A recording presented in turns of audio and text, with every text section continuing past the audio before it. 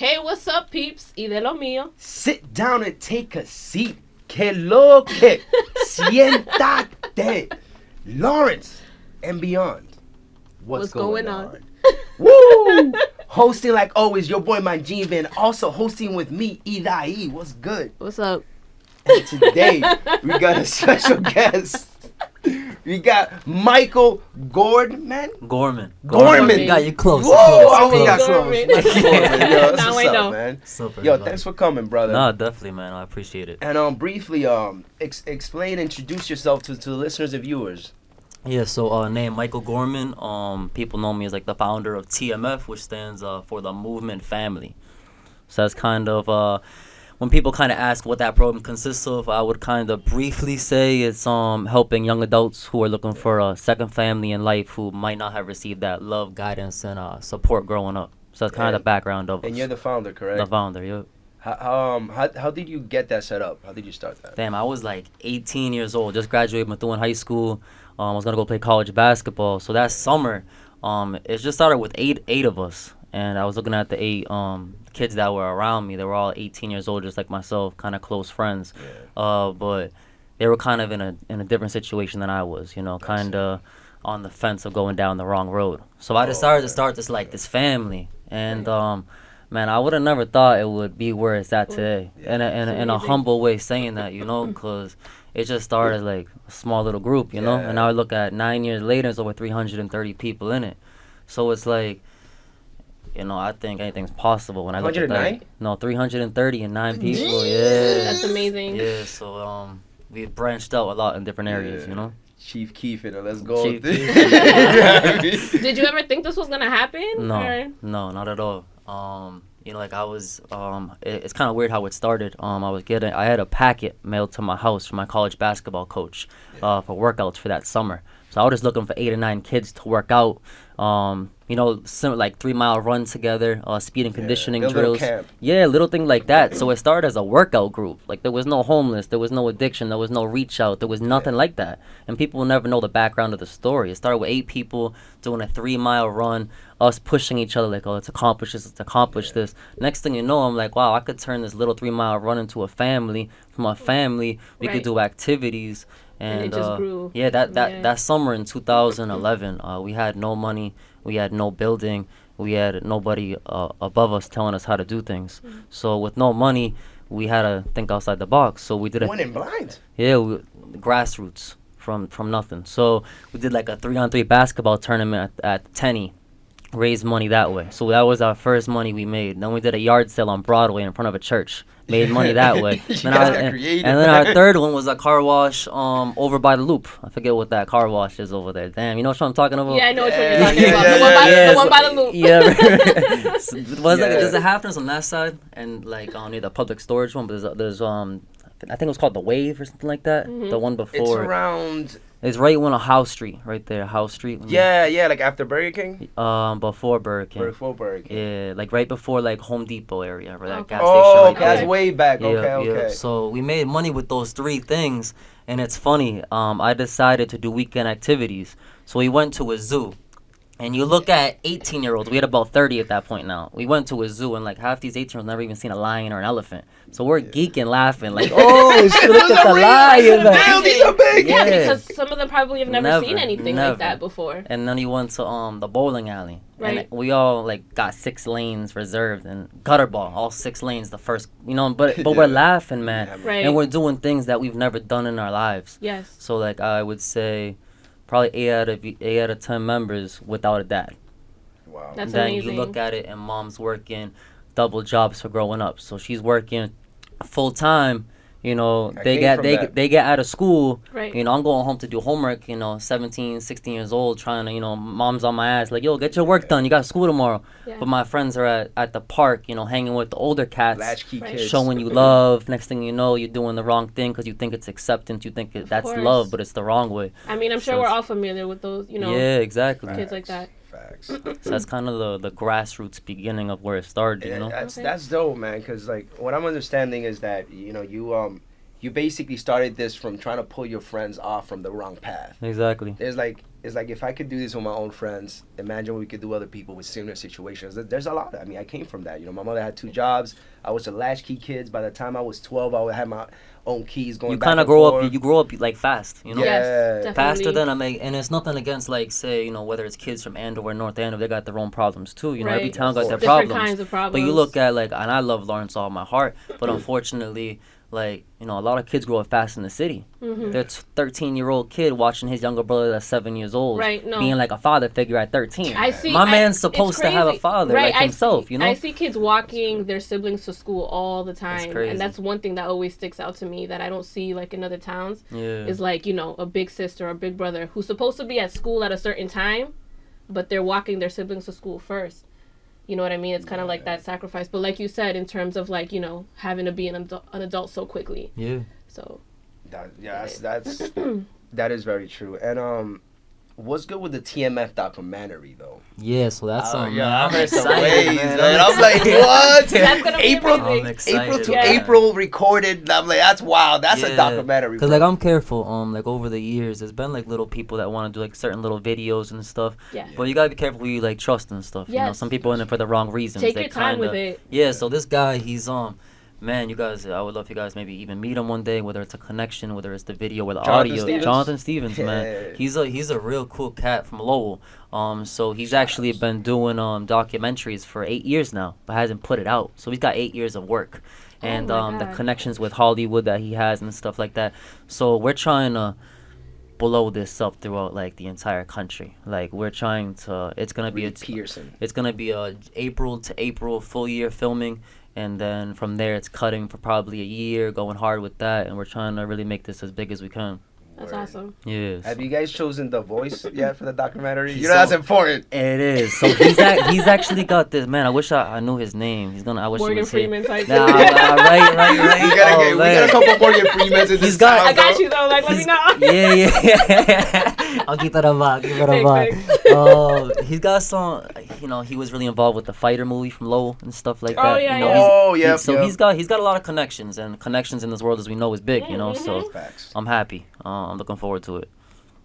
That's dope, man. Because the last couple of documentaries that came from this town, it's not that they were negative, is that they could have shown other sides of that, But like for example, one of the documentaries I saw a couple years ago, I think it was the documentary saying that Lawrence is the drug capital and stuff like that. I'm like, yeah, I get it, but they never really went deeper to like why this is going on and the people that they show the people who are not benefiting from this, but also there's a big side where it fuels the city. Like this is a sanctuary city, things like that happen. We got to steer away from that, or more so how we're gonna improve it instead of just showing it. You know what I mean? I remember that. And I have a feeling that your documentary is gonna show everything, but also like the positivity that's going along with the help that you're providing. Right. You know what I mean? And that's gonna be dope. Yeah, definitely that like hope side to it, Right. Showing the people in the city that are trying to really make it. Facts. Trying to make an impact. So. Facts. And like I'm not gonna say it. I was gonna say there's gonna be on Netflix now. We'll see. And how it goes. I live right here in downtown Lawrence. The bus station is this way to me. And I remember a couple of years ago, you were at the bus station basically handing out meals, doing meals for the less fortunate. And how was that experience? How is that experiencing making meals late at night with that cold? How do you get yourself up to do that? Yeah, it's funny. So we had a Christmas party, 2018 Team F Christmas party. We do it once a year, But that Christmas party is funny. We had some members that said we got some homeless people sleep at the bus station, the Buckley Garage right here, which I seen you got the view of here. So we were like, why don't we set up a table and just eat dinner one night? Right. So we had nothing, still we don't have much, we always work wonders, and we started one circle table, no money, so we got Little Caesars pizza on Broadway and got $5 boxes of $5 pizza, So we just got 6 chairs sitting around a table. Maybe 3 or 4 homeless people, maybe 5 TMF members, a little meal, just a small dinner. Yeah. And then next thing you know, Wednesday, 9 to 11 p.m. Let's come back next Wednesday, 9 to 11 p.m. Let's do that's our time slot. and it kept growing. But then we didn't want to be a soup kitchen. So, like, you have Corunum in South Lawrence where they do the meals, you know. Bread and Roses, that's another, you know, soup kitchen in Lawrence. I didn't want to just provide the food, though. I thought it would be cool to try to help these individuals off the street. Right. So I started reaching out to Tewksbury Detox. I used to work there. I had the admissions coordinator come, the case manager come. So you have a lot of involvement. Yeah, so we got like the methadone clinic in Haverhill comes. Wow. We got donations table, hygiene table, prayer table. I got the Greater Lawrence Family Health Center that brings their mobile unit with a doctor and a nurse that need medical help. That's legit, so that year we had 2018 and 2019 23 individuals off the street of Lawrence that were addicted to heroin. I had a question about I know sometimes people have like perceptions around homeless people. Yeah. And I know us growing up here, we always see them, you know, kind of like asking for money. We're just used to it. You know, we grew up around that. Mm-hmm. What are your or how do you feel in terms of like giving money to homeless people? Do you recommend it? Why is that? Just to know how you feel, or you know what I mean. I know people just share different ideas about that. So, like, for example, you go to the corner of Water Street and Broadway. You got 4 people on every corner in that little circle. Right, and they all know each other. Yeah. You know what I'm saying? Like, they're all, like, making money at the same time. Yeah. But, and I love all those guys that are on that corner, you know? Yeah. But I'm probably 90% telling you 4 to 4 are struggling with an addiction, and that's where the money's going to, you know. So I'm encouraging, you know, go to McDonald's, which is like 10 feet down that road, something. and get a burger, a drink, give them an index card that says, you know, believe in yourself, don't give up hope. You know, take a minute to just say, hey, you all right? You okay today? You know, maybe learn a story a little bit and do it that way.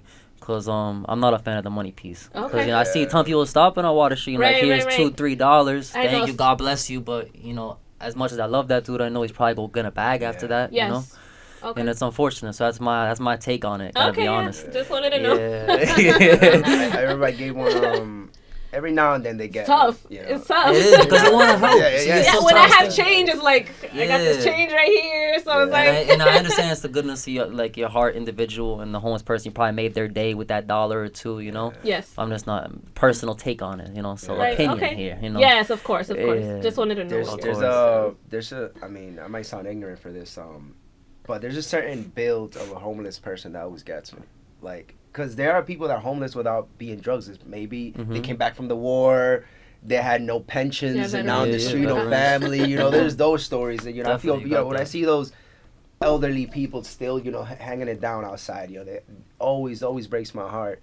But for the ones that come to you to get detox and help, do they come to you? You come to them? How does that work out for those 24 individuals that you helped out? So, like, I'm big on like perception. So I studied this thing called motivational interviewing. So it's kind of like a therapeutic way to reach people. So motivational interviewing, and like to have people understand it, it's basically meeting someone where they're at.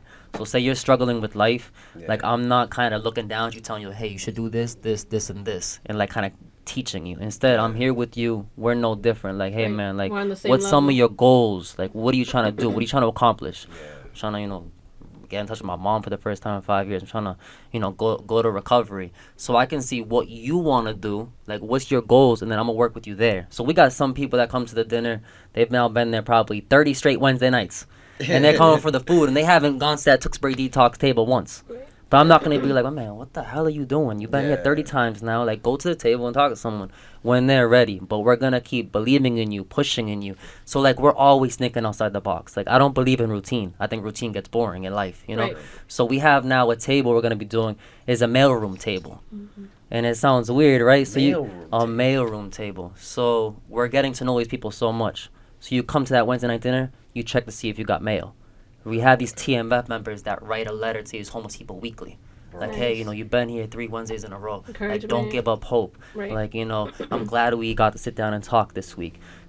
And we have a list, a sign-in table. We keep track of first name, last name, age, and where you're from. So we can see how much your attendance is, if you go to jail, if you pass away. And that's how, you know, no one's just going to come to the mailroom table and be like, damn, 5 weeks I haven't got mail. We make sure everyone gets mail. Yeah. So it's little things like that to help them, you know. Give them a little hope, life, a little push, you know. Yeah, life, hope is healthy. And, you know, instead of them walking more into the darkness, it's like, yo, there's some light over here. Let's start walking back a little bit. Wow. I mean, like, and with all those things that you're doing, is this like a nonprofit? Or is literally Yeah, so we never had the documentation. So a nonprofit is a 501c3 organization. Okay. So, I played college basketball for 4 years. So it was just a summer program, TMF. It was just May to August. August, you have a banquet, I go back to school. Okay. I graduated in 2015. I came home since then. I've been doing it, all year round, all 12 months now. Wow. So now I'm at the point where, I'm 27 years old. I'm not a little 18-year-old, person leading this group. Of course. So do I want to have a building? Do I want to make this into a program? 100%. So I've just been filling out the documentation, make it a legit 501c3. My dream would be taking one of these abandoned mills in Lawrence to make it into a TMF center. A grassroots from nothing to something type look, so that's my goal with it. We need it.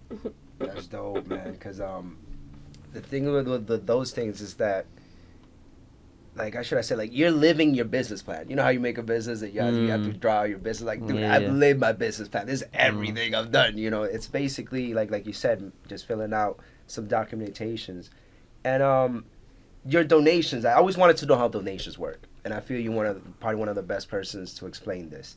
I like donating, but I don't know where the money necessarily goes and stuff like that. How I mean, in your part, because every single program or company or whatever it is, they handle their donations differently. How do you handle your donations? Yeah, so 2011 and 2020 we're in now. It's 9 years, and sometimes people drop off clothes or stuff to those clothing bins you see throughout the city and stuff. Just dump it and leave, but you don't really know where it goes. Like for those 9 years, I've never really asked for anything. Mm-hmm. Like, I've never went on social media and said, hey, like, I'm looking for jackets, looking for boots, and asking. I've just decided to put in the work. And, like, for 9 years with TMF, and I feel like people have seen that and respected that and then supported throughout the years. And then people respect that. It's like, wow, like, they really, like, they're really doing this from the heart type thing. Right. And then they kind of give the donations. So through those 9 years, we've been lucky with all the beautiful people throughout the city. Just coming. Yeah, like even the Wednesday night meals. Like if we were that 501c3, I'd have Chili's, Applebee's donate every Wednesday. But we're not that yet. So we've just been having families from different communities making meals. I think we're aware too that, we're a community we're struggling with that. Yeah. You know what I mean? And we're trying to come together as much as possible and make a difference in terms of those things. So yeah, donations have been great throughout the years. Just people giving a lending hand, And that situation where the mayor of Lawrence got you guys out of the bus station. It's up to you, man. I didn't even know about this. This is crazy. Like you guys gotta fill me in on this. Now, do you remember those days at all or no? Which days? The what do you bus mean? Station days of that. Like, are you familiar with that situation at all? No. No. Okay. Oh man, go ahead. Yeah. So like how I was talking about how we started with that one table at the bus station. We started that dinner there. So that was kind of like that was where we started the TMF dinner. Like it was at the bus station, and it was a unique atmosphere. Like a Wednesday 9 to 11 at night, which is late. You know. Okay, yeah. And we got a roof over our heads. Now you look at it, we got 100 people in a circle. We got like maybe 60 homeless people, 40 TMF members. So like, it attracted a lot of people. It was live. Yeah. It was live. No wonder it made everybody made such a big deal out of it. People loved Wednesdays. The thing is that kind of breaks my heart is we go there and like it's a bus terminal. It's used all day. People transportation wise, Mm-hmm. A lot of trash left over. There's a bunch of trash bins in there. So I can only control Wednesday 9 to 11 what goes on there. Right. So I will make sure when I leave at 11 o'clock, everything is immaculate, cleaned and everything, and we go in there, we leave, that's nicer than when we got there, like we went in so hard, we cleaned up the spot. So there was a picture that surfaced the internet of a needle next to a trash can, garbage and feces. Oh my God. So that surfaced the internet. So and a letter was sent to Mayor Rivera. And that's like everything nowadays. So Mayor Rivera sees this picture, right, and he's thinking this program on Wednesday nights is bringing conflict to the bus terminal. But little did he know, he never, for all that time, didn't come once to our Wednesday night dinner to see us. Like, I would appreciate the time to see what it's all about. We took 23 people off the streets of Lawrence. Lawrence is so badly talked about sometimes, like drugs, like this, that. But like, why don't you come to see that we just took 23 people off the street of your city? Yeah. We're giving people hope. Like, this is something that I think the city could use. I was like, 100%. Man, this guy, I don't understand. So, so he shuts it down. Police go when the weekend, I meant around Thanksgiving. Yeah. And he shuts it down. Police show up. Every homeless person can never stay there again. So you can't sleep there homeless. TMF can't do your dinner. So I find out City Hall, they have a time at the City Hall meetings that is called, I forget what the name is, but you can go and you can do public speaking. Yeah. So I brought in 40 to 50 TMF members at City Hall. We came in stacked. You couldn't get in the door. Squad. Awesome. The hallway was packed by the TVs, watching the TV in the hallway. I came with TMF loaded. And I had 30 people sign that paper.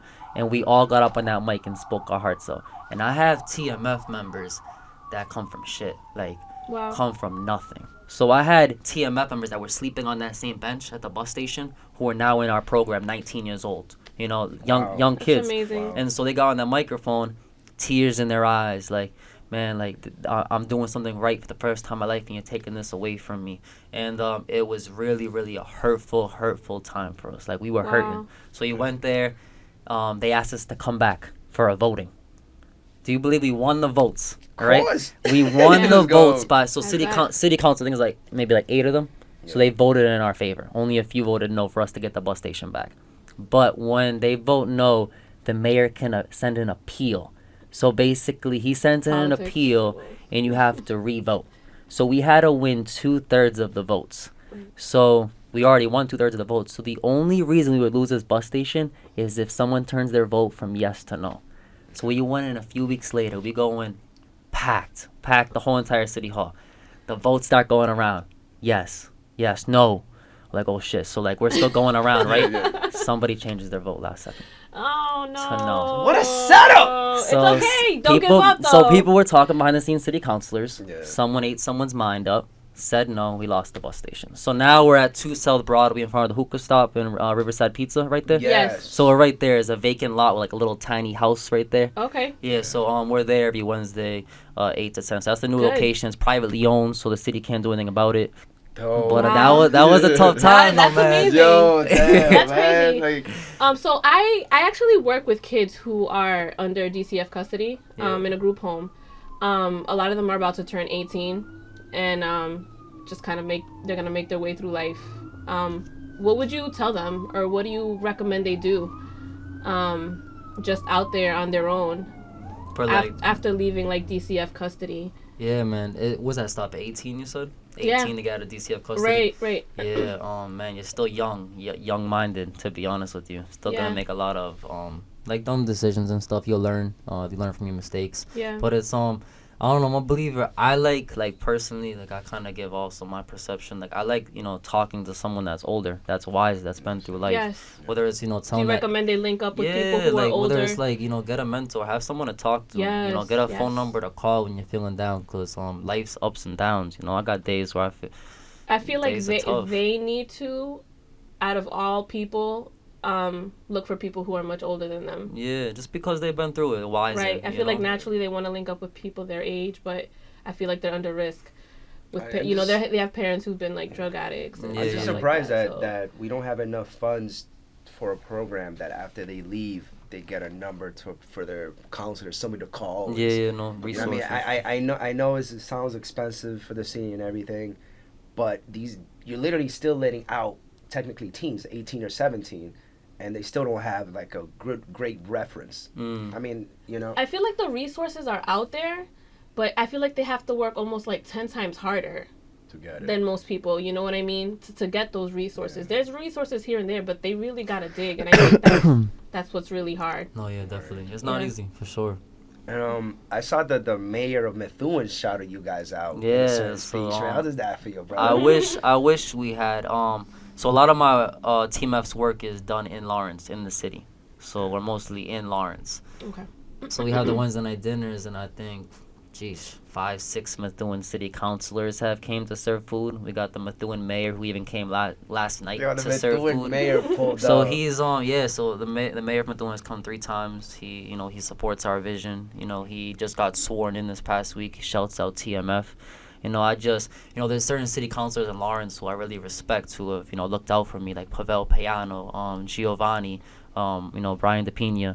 Like, those are 3 ones who have really supported me. But there's, it's unfortunate that, like, the city councilors and the mayor, TMF members, they're from Lawrence, but you can't support, the members from your own city. Right. So it's like sometimes like I look at him a smack in the face. I don't think Mayor Rivera is a bad person. Right. I think he's probably an amazing person. Do I feel like, he's sometimes blinded to, this part of something that we're trying to do? Yes. Yeah. And it's unfortunate. I wish you could hear me out. I had a one-on-one meeting with him in his office. He called me in.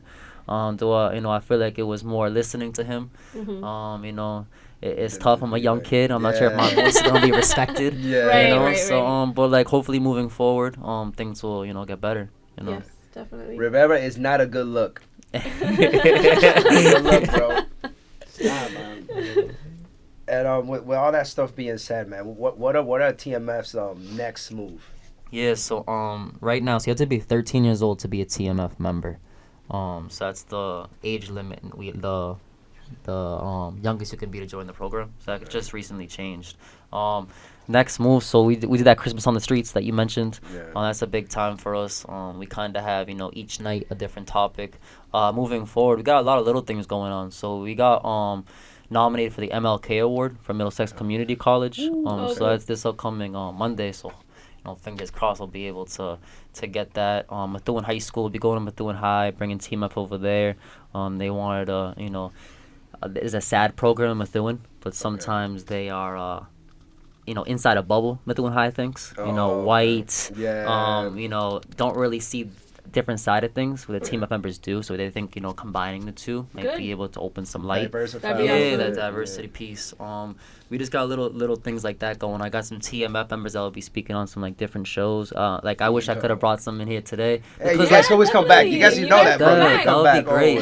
I think they like it. It shows them to get on the microphone and be able to talk a little bit. I love that because sometimes I feel like unfortunately, my face is sometimes the face of the program, which I understand I'm the founder, but if it wasn't for those members, there's so many other people there's so many people doing so much work that are behind the scenes, so I'm beyond grateful for them. They keep me going, so awesome. So it's kind of that piece to it. Man. Yeah, we would like to have you guys again whenever. Man, that'll be great. That'll be great. And I did hear you mention something about basketball scholarships. I'm not sure, but so basically, when you went to school, you got scholarship for your basketball, and what happened with that? Did you pursue that education with that scholarship? So it wasn't Division 1 and Division 2. You can get a full scholarship to go play college basketball. Okay. I played Division 3, which doesn't give full scholarship. So I went to play at Anna Maria College. I was heavily recruited for Division 3, around 20 to 23 schools throughout New England. But Division 3 will not give you that full scholarship. So I was grateful. I was a starting point guard for 4 years in college playing college basketball. I got an education in social work. My best friend, my brother, he went to go to Iowa State, and I plays for the Jazz and stuff. So he's taken a different route than me. But he's also 6'8", 230. That's my best friend. So I go out to Utah, a few times a year to spend time with him. And basketball was a huge part of my life. It was like an escape. You look like a basketball player. Yeah, well, someone said like a golf player last night. So you're like, a golf player. You play basketball? Like, oh man. Definitely looks like one. Oh jeez. Yo, golf player. What's up, ignorant motherfucker? Yeah, that's funny, man. Oh man. Because you're white. It's crazy. Shit. So I even forgot what I was about to tell you. But Michael, with all this being said and done, you think we'll eventually get our city support? What do you think are the final chess pieces to really get the city our city involved in this? Because it looks like everybody wants in, but our city has a little bit of tug of war with certain things and stuff like that. And do you think you're just gonna push your agenda to see where it is, or there's a specific idea or movement you have in your head? If you don't mind spilling. Yeah, so I think there's this thing control what you can control in life.